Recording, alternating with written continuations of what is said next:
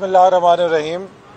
आज सबसे पहले तो मैं इलेक्शन कमीशन का शुक्रिया अदा करूंगा कि उसने फॉरेन फंडिंग केस को टेकअप किया है और ये नए इलेक्शन कमीशन की तश्कील के बाद इस केस की पहली समाअत है। हमने इलेक्शन कमीशन को दरख्वास्त दी थी कि 6 साल से चूँकि ये मसला ज़ेर इल्तवा है और पाकिस्तान में ये मिसाल कायम हो चुकी है एक साबिक वज़ीर आज़म के केस में कि चंद हफ्तों के अंदर ही 30-40 साल का रिकॉर्ड स्क्रूटनी के अमल से गुजर गया है। तो अगर एक केस में 30-30 साल का रिकॉर्ड चंद हफ्तों में स्क्रूटनी हो जाता है तो पीटीआई का 5 साल का रिकॉर्ड 6 सालों में स्क्रूटनी के अमल से क्यों नहीं गुजर पा रहा। लिहाजा इसको भी उसी स्पीड से चलाया जाए जिस स्पीड से जनाब नवाज शरीफ साहब के केस को चलाया गया था। और जो तफासील इसकी सामने आई हैं उनके बकौल पनामा फॉरेन फंडिंग केस के सामने एक च्यूंटी है। फॉरेन फंडिंग केस पनामा का दादा ही नहीं परदादा है। जो कुछ इसके अंदर किया गया है, करोड़ों अरबों रुपए की करप्शन की गई है। बैरून मुल्क मुकीम सादा लो पाकिस्तानियों को धोखा देकर उनसे जो पैसा लिया गया वो पीटीआई के अकाउंट में नहीं आया बल्कि प्राइवेट अकाउंटों में डाला गया और प्राइवेट ज़राए से उसे इस्तेमाल किया गया और ना उन लोगों को हिसाब दिया गया जिन्होंने पैसा दिया है, ना इलेक्शन कमीशन को पैसा का हिसाब दिया गया है, बल्कि मनी लॉन्ड्रिंग करके इसको गैर कानूनी ज़राए में इस्तेमाल किया गया है। ये पाकिस्तान की सियासी तारीख का सबसे बड़ा स्कैंडल है और ज़रूरी है कि इसे बेनकाब किया जाए और वो ज़राए कौम के सामने आए जिनसे पीटीआई पाकिस्तान के आइन और कवानीन की खिलाफ वर्जी करते हुए फंडिंग हासिल करती रही और उस पैसे से पाकिस्तान में जमहूरी हुकूमत के खिलाफ साजिशें की जाती रहीं, जमहूरियत के खिलाफ साजिशें की जाती रहीं और पाकिस्तान में एक जमहूरी हुकूमत का तख्ता उलटने के लिए उस पैसे को इस्तेमाल किया गया और उसका नतीजा आज आपने देखा है कि पीटीआई उस गैर मुल्की फंडिंग के ज़रिए इक़्तिदार में आके उस एजेंडे पर अमल दरामद कर रही है जो उसके बैरूनी स्पॉन्सर्स ने उसे दिया था। पाकिस्तान में आज सी पैक का क्या असर हुआ है, पाकिस्तान में मईशत का क्या असर किया गया है, पाकिस्तान के इंतज़ामी ढांचे का क्या असर किया गया है। एक हंसते बसते मुल्क को उजाड़ दिया गया है और ये सब कुछ उस पैसे के साथ हुआ है जो गैर कानूनी तौर पे पीटीआई ने हासिल किया था। दूसरी अहम बात यह है कि वो जमात जो सबको शफाफियत का दर्स देती है, आज भी पीटीआई ने ये मौक़िफ़ लिया कि इसकी कार्रवाई मीडिया से छुपाई जाए, जबकि हमारा ये मौक़िफ़ है कि ये तमाम कार्रवाई कौम के सामने शफाफ तरीके से पेश की जानी चाहिए ताकि कौम को पता चले कि सियासी जमातें किस तरह से फंडिंग हासिल कर रही हैं और किस तरीके से उस फंडिंग को इस्तेमाल कर रही हैं। आज मुस्लिम लीग नून के ख़िलाफ़ भी पीटीआई ने जवाबन एक दरख्वास्त जमा कराई है। हमने उस सिलसिले में भी इलेक्शन कमीशन के साथ मुकम्मल ताउन किया है और मैं ये बात वाज़ेह करना चाहता हूँ कि मुस्लिम लीग नून का एक अकाउंट ऐसा नहीं है जो हमने इलेक्शन कमीशन को डिक्लेयर ना किया हो, जबकि पीटीआई के 23 अकाउंट ऐसे हैं जो पकड़े गए हैं जो इलेक्शन कमीशन को डिक्लेयर नहीं किए गए लेकिन स्टेट बैंक से उनकी तस्दीक हो गई है। तो पीटीआई की चोरी पकड़ी जा चुकी है। अब ये उस चोरी को बचने के लिए, जैसे चीनी की चोरी पकड़ी गई, उस चीनी की चोरी पकड़े जाने के बाद इन्होंने क्या किया कि एक नया कमीशन बना के कहा जी ये तो सारी की सारी इंडस्ट्री चोर है। सारी इंडस्ट्री चोर नहीं है। पीटीआई के लोग जिन्होंने पिछले 2 सालों में 90 रुपए किलो चीनी करके 300 अरब रुपए का डाका डाला, वो चोर हैं। तो उस 300 अरब की चोरी को बचाने के लिए इन्होंने लोगों को कंफ्यूज करना शुरू किया कि जी पिछली हुकूमतों ने भी सब्सिडी दी है। दुनिया की हर हुकूमत ज़राई अजनास को सब्सिडी देती है। सवाल यह है कि क्या हमारी सब्सिडी देने से चीनी की कीमत 50-55 रुपए से 90 रुपए पे गई? नहीं गई, इसलिए कि हमने उस चीनी पर सब्सिडी दी जो मुल्क के अंदर फालतू थी। पीटीआई ने उस चीनी पर सब्सिडी दी जो मुल्क के अंदर शॉर्टेज थी, मुल्क के अंदर चीनी की कमी थी, और चीनी को एक्सपोर्ट करने की इजाज़त दे दी। 40% डिवैल्यूएशन हुई थी, जिससे एक्सपोर्टर को बहुत बड़ा मार्जिन मिला था। इसके बावजूद उस पर एक्स्ट्रा सब्सिडी देकर उनकी जेबें भरी गईं, और ये सब कुछ वज़ीर आज़म इमरान खान और वज़ीर आला उस्मान बुज़दार की मंजूरी के साथ हुआ। लिहाजा चीनी की चोरी जब पकड़ी गई तो उसके खिलाफ इन्होंने बाकी लोगों को मुलव्वस करने के लिए झूठे तौर पे, ताकि अपनी चोरी बचा सकें, दरखास्तें देनी शुरू कर दी। इलेक्शन कमीशन में भी पीटीआई की चोरी पकड़ी गई है। 23 अकाउंट ऐसे हैं जो इन्होंने इलेक्शन कमीशन से छुपाए हुए थे और वो पकड़े गए हैं।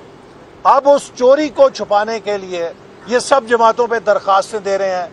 हमने कोई अकाउंट ऐसा नहीं रखा जो इलेक्शन कमीशन से छुपा के रखा हो।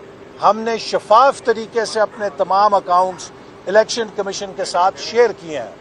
सो मेरा सिर्फ ये मौक़िफ़ है कि पीटीआई को उन 23 अकाउंट्स का जवाब देना होगा जो उसने इलेक्शन कमीशन से छुपा के रखे थे। क्यों छुपाए थे, उसमें कहां से पैसा आता था और उस पैसे को कौन इस्तेमाल करता था।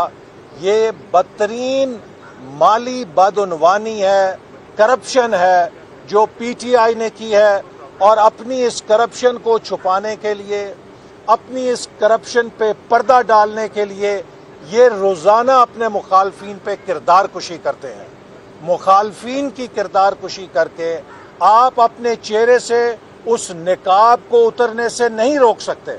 जो आपने शफाफियत का, दियानत का झूठा नकाब रखा हुआ है, वो अब उतर चुका है। 300 अरब रुपए की चीनी में करप्शन सामने आ गई है। इलेक्शन कमीशन के सामने आपके अकाउंट जो आपने डिक्लेयर नहीं किए थे वो पकड़े जा चुके हैं, और इंशाल्लाह इनका यौम हिसाब करीब आएगा। और मैं मुतालबा करता हूं कि इमरान खान जिसकी निगरानी में ये करप्शन हुई है, उसको फौरी तौर पे अपने ओहदे से मुस्ताफ़ी होना चाहिए, चूँकि वो खुद ये मुतालबा करता था।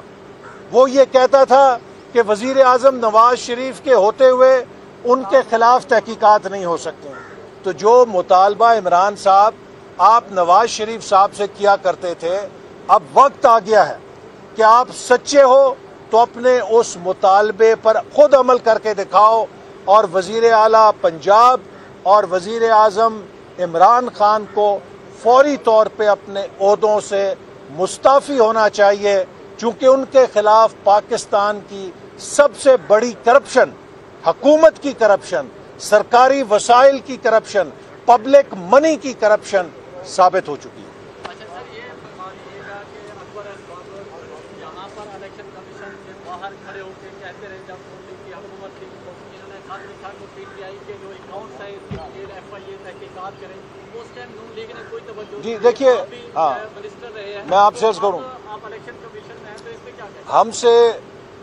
हमने जो पीटीआई के केसेस को हुकूमती सतह पे उस वक्त पुरजोर तरीके से परसू नहीं किया, उसकी एक वजह यह थी कि हम पर सियासी इंतकामी कार्रवाई का इल्ज़ाम ना लगे।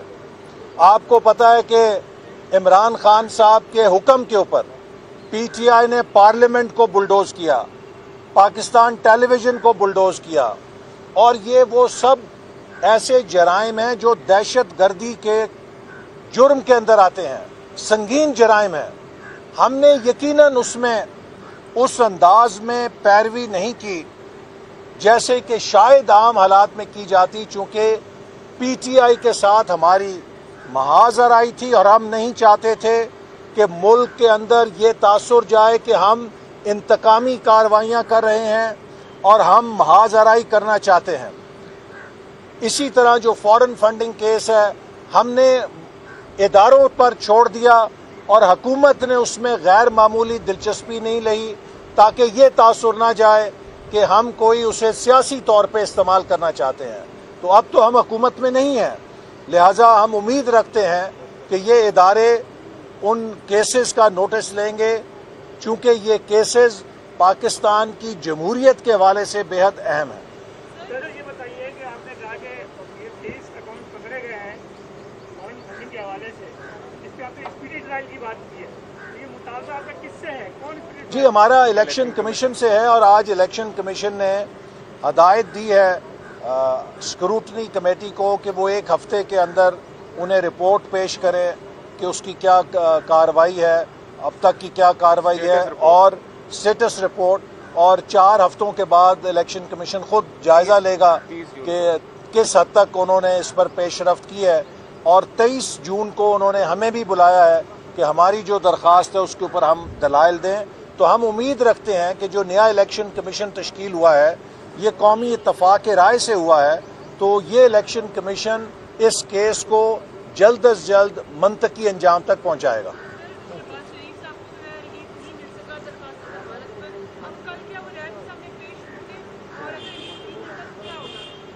دیکھیے ہم تو مسلسل اپنی قانونی جنگ بھی لڑیں گے اور سیاسی جنگ بھی لڑیں گے۔ آج پاکستان کے ہر شہری کو یہ بات معلوم ہے کہ مسلم لیگ نون کے خلاف جو کارروائیاں ہو رہی ہیں ان کے پیچھے عمران خان ہے، اس کا انتقامی ذہن ہے۔ آپ اندازہ کیجئے کہ عمران خان کو یہ فکر نہیں ہے کہ 50 سے زیادہ ضلعوں کے اندر ٹڈی دل نے فصلوں کو تباہ کر دیا ہے، 50 سے زیادہ ضلعوں کے اندر کسان تباہ و برباد ہو چکے ہیں، اسے اس کی کوئی فکر نہیں ہے۔ اسے یہ فکر نہیں ہے کہ اگلے سال قحط والے حالات پیدا ہو سکتے ہیں۔ گندم کی فصل ہماری جو ہے اس کو بھی نقصان ہو گیا، کپاس کی فصل ختم ہو گئی، اب آموں کے باغ اجڑ رہے ہیں۔ پاکستان کی زرعی معیشت کو 800 ارب کا نقصان ہو چکا ہے، اور صرف 10 کروڑ کی نالائکی سے اگر یہ 10 کروڑ کا وقت پہ سپرے کر دیتے تو آج 800 ارب کا نقصان بچایا جا سکتا تھا۔ اس کی فکر نہیں ہے، کرونا کی فکر نہیں ہے کہ محکمہ صحت کے مطابق لاہور شہر کے اندر 6 لاکھ افراد کرونا سے متاثر ہو چکے ہیں۔ باقی صوبے کی کیا حالت ہے، باقی ملک کی کیا حالت ہے، وہ فکر نہیں ہے۔ اسے فکر ہے نہ کرونا کو ختم کرنا ہے، نہ ٹڈی دل کو ختم کرنا ہے، نہ غربت کو اور بے روزگاری کو ختم کرنا ہے۔ اس نے مسلم لیگ نون کے لیڈروں کو اندر کرنا ہے۔ میں جیل کاٹ کے آیا ہوں، شاہد خاقان عباسی کاٹ کے آئے ہیں، سعد رفیق کاٹ کے آئے ہیں، رانا ثناء اللہ کاٹ کے آئے ہیں، اور مفتاح اسماعیل کاٹ کے آئے ہیں، دیگر ہمارے لوگ کاٹ کے آئے ہیں۔ کیا نکلا اس میں؟ سب کے سامنے ثابت ہوا کہ جھوٹے کیسوں میں ہمیں اندر کیا گیا، چونکہ ہم حکومت پہ تنقید کرتے ہیں، چونکہ ہم حکومت کی ناکامیوں کو بیان کرتے ہیں، چونکہ ہم عمران خان کو بتلاتے ہیں کہ یہ نااہل ہے، یہ نا تجربہ کار ہے، یہ نا سمجھ ہے، یہ ملک کو تباہ کر رہا ہے۔ اور جناب بادشاہ سلامت شہنشاہ معظم کو گراں گزرتا ہے کہ یہ میرے اوپر توہین کرتے ہیں، ان کو پکڑ کے اندر کر دو، اور نیب اس وقت ان کے گھر کی لونڈی بنا ہوا ہے۔ جو حکم جاتا ہے نیب کو اس کے مطابق اپوزیشن کے بندے اندر کر دیے جاتے ہیں، میڈیا کے لوگ اندر کر دیے جاتے ہیں۔ ہم پاکستان کو فسطائی ریاست نہیں بننے دیں گے۔ عمران خان کو جنرل مشرف سے عبرت لینی چاہیے۔ آج جنرل مشرف کے اقتدار کا کیا انجام ہوا ہے؟ عمران خان نے تو وردی نہیں پہنی ہوئی ہے، جنرل مشرف نے تو وردی پہنی ہوئی تھی۔ اس کا ڈکٹیٹرشپ نہیں چلی، اس کی فسطائیت نہیں چلی۔